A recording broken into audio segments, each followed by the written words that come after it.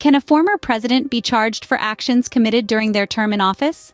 A provocative question indeed, and one that the Supreme Court is currently grappling with. It all began in the year 2023, when multiple legal battles involving former President Donald Trump arose. Some of his former allies turned against him, testifying against him in cases involving allegations of election tampering in Georgia and business fraud related to hush money payments. In October of that year, the Supreme Court took up a seemingly unrelated case involving a t-shirt maker seeking a trademark for a mocking reference to Trump. This case highlighted the court's previous reluctance to intervene in Trump's legal matters. However, as Trump faced an increasing number of legal challenges, the court found itself unable to ignore them.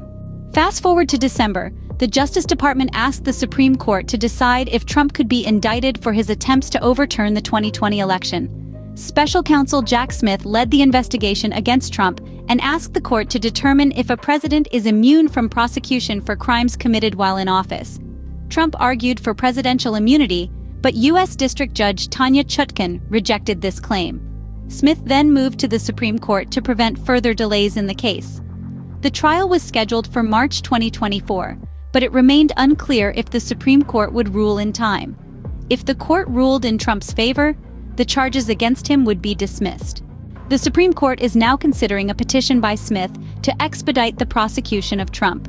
The court has asked Trump's lawyers to respond to the motion by December 20th.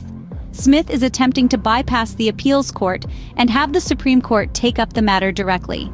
This case raises the question of whether a former president is immune from federal prosecution for crimes committed while in office.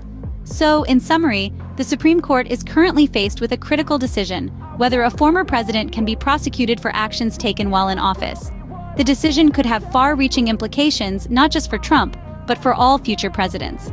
We now wait with bated breath for the Supreme Court's decision, a decision that will undoubtedly make history.